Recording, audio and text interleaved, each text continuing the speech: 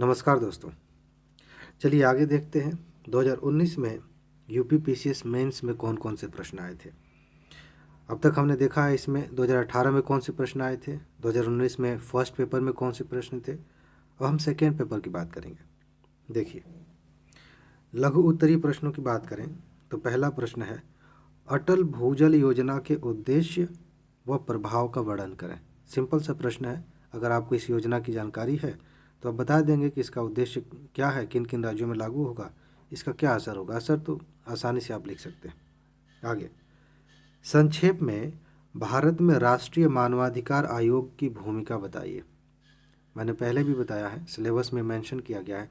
हर साल एक दो ऐसे प्रश्न आते हैं जिनमें जो कॉन्स्टिट्यूशनल या फिर नॉन कॉन्स्टिट्यूशनल बॉडीज़ हैं वहाँ से प्रश्न आते हैं। आ गया। तीसरा, लोक सेवा का परंपरागत गुण तटस्थता रहा है, इसकी व्याख्या करेंगे। क्या है? The traditional quality of civil services has been neutrality, explain it.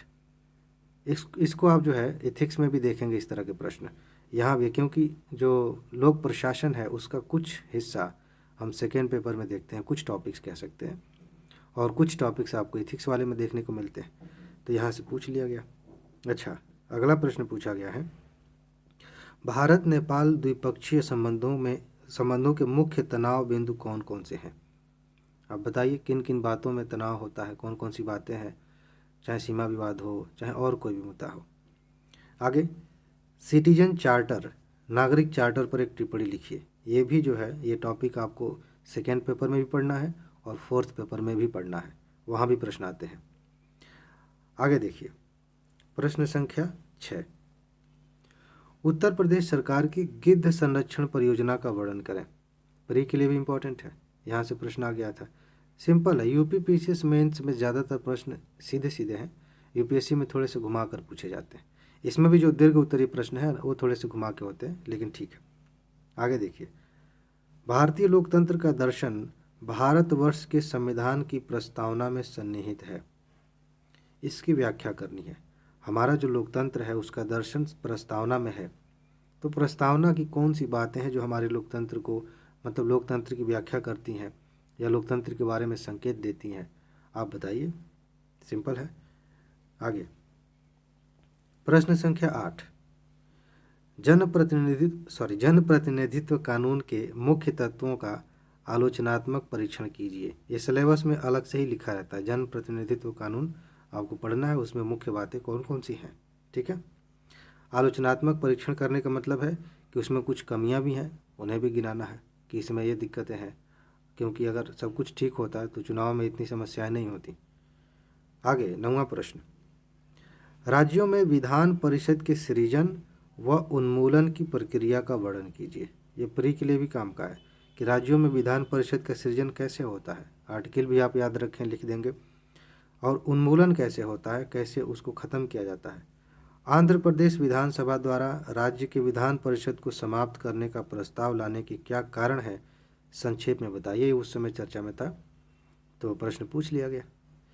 आगे चलते हैं, प्रश्न संख्या 10 क्या है, नागरिकता संशोधन अधिनियम CAA 2019 के प्रमुख प्रावधानों का वर्णन कीजिए। आपको हर साल एक प्रश्न दिखेगा सेकेंड पेपर में जो किसी न किसी कानून से जुड़ा होगा, और वो कानून पिछले 6 महीने साल भर आसपास की बात होगी, उसी समय आया होगा। तो ये चीज़ आप ध्यान रखेंगे मुख्य परीक्षा के नज़रिए से, प्री के नज़रिए से भी। आगे चलते हैं, प्रश्न संख्या 11, डिजिटल भारत का क्या अर्थ है। डिजिटल भारत हर कोई कह रहा है, सरकार भी कह रही है, इसका क्या मतलब है, सिंपल समझा दीजिए, और इसके विविध स्तंभों और चुनौतियों की विवेचना कर दीजिए। इसके कितने पिलर्स हैं, क्या क्या इसकी चुनौतियां हैं, आप बता देंगे, आपको नंबर मिल जाएंगे। आगे, राष्ट्रीय जैव विविधता प्राधिकरण का वर्णन कीजिए। देखिए एक और बॉडी आ गई ना, राष्ट्रीय जैव विविधता प्राधिकरण का वर्णन करना है। सिंपल, कैसे गठन होता है, कौन से कार्य हैं, और क्या क्या चुनौतियां हैं, बेहतर उसके काम को और बेहतर बनाने के लिए क्या किया जा सकता है, ये सारी चीज़ें लिखिए। ये दीर्घ उत्तर, ये 12 नंबर का है, थोड़ा विस्तार से लिखना है 200 शब्दों में। आगे देखिए, सुगम्य भारत अभियान की भूमिका और महत्व पर टिप्पणी कीजिए। ये सुगम्य भारत अभियान क्या है, एक योजना है बहुत बढ़िया, उसकी भूमिका और महत्व पर टिप्पणी करिए। सिंपल क्वेश्चन था। अगला प्रश्न है, ध्यान से देखिए, क्या भारत सुरक्षा परिषद की अस्थायी सदस्यता का प्रबल दावेदार है? इसको मैंने कवर किया है मेंस वाला, आप देखिएगा, बहुत बढ़िया से आंसर लिख सकते हैं उसको पढ़ने के बाद। सुरक्षा परिषद की अस्थायी सदस्यता का प्रबल दावेदार है, इस संबंध में तार्किक उत्तर दीजिए। बहुत बढ़िया आप उत्तर लिखेंगे अगर आपने वो वीडियो देखा है तो। ठीक है, इसी तरह से हम सारे टॉपिक्स कवर करेंगे। मेरी आवाज़ थोड़ी सी धीमी लग रही होगी तो मैं क्षमा चाहता हूँ, थोड़ी सी तबीयत ठीक नहीं है, लेकिन मैं कोशिश कर रहा हूँ कि इसका असर वीडियो की क्वालिटी पे ना हो, स्पष्ट रूप से बातें आपको समझ में आए। ठीक है जी, चलिए आगे बढ़ते हैं। प्रश्न संख्या 15, जलवायु परिवर्तन का विकासशील देशों पर पड़ने वाले प्रभाव की विवेचना कीजिए। हम इसको समझेंगे जब जलवायु परिवर्तन पढ़ेंगे। वैसे भी आपको समझ में आ रहा होगा कि जलवायु परिवर्तन का जो असर है ना, वो सब पे एक समान नहीं हो रहा है। अगर आप भारत में ही देखें तो जो अमीर है उस पर अलग तरह का असर होगा, जो गरीब है उस पर अलग तरह का असर होगा। दुनिया की बात करें, देशों की बात करें, अमीर देशों पे अलग तरह से, गरीब देशों पे अलग तरह से। तो ये आप बताएंगे विकासशील देशों के संदर्भ में। अच्छा प्रश्न है। अगला प्रश्न, संयुक्त राज्य अमेरिका और ईरान के मध्य हालिया तनाव के क्या कारण हैं? उस समय काफ़ी ज़्यादा तनाव थे, अभी अब धीरे धीरे चीज़ें ठीक हुई हैं। इस तनाव का भारत के राष्ट्रीय हितों पर क्या प्रभाव पड़ेगा? ये सब लिखते समय आप चाबहार बंदरगाह, ये सारी बातें आप लिख सकते हैं। तेल हम आयात करते हैं, ये भी लिख सकते हैं। क्या प्रभाव पड़ेगा?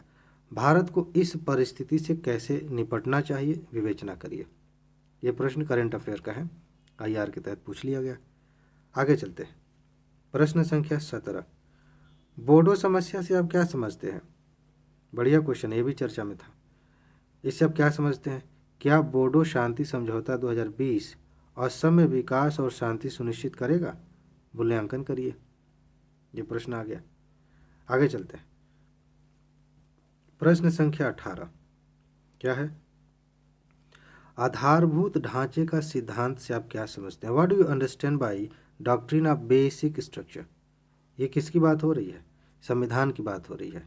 तो कब ये मामला आया था? केशवानंद भारती की बात आप करेंगे, मतलब उस केस की बात करेंगे, और अच्छे से समझा दीजिए उसमें क्या कहा था सुप्रीम कोर्ट ने। भारतीय संविधान के लिए इसके महत्व का विश्लेषण कीजिए, बहुत ज़्यादा इंपॉर्टेंट है। इस तरह के ये वाले जो टॉपिक है ना, ये बार बार घुमा फिरा के पूछे जाते हैं, तो आप इसे अच्छे से तैयार कर लेंगे। अगला प्रश्न, भारत में प्रधानमंत्री की उभरती भूमिका का वर्णन कीजिए। ये कुछ करंट अफेयर्स को ध्यान में रख के लिखा गया है कि प्रधानमंत्री की भूमिका, उभरती हुई भूमिका का वर्णन कीजिए।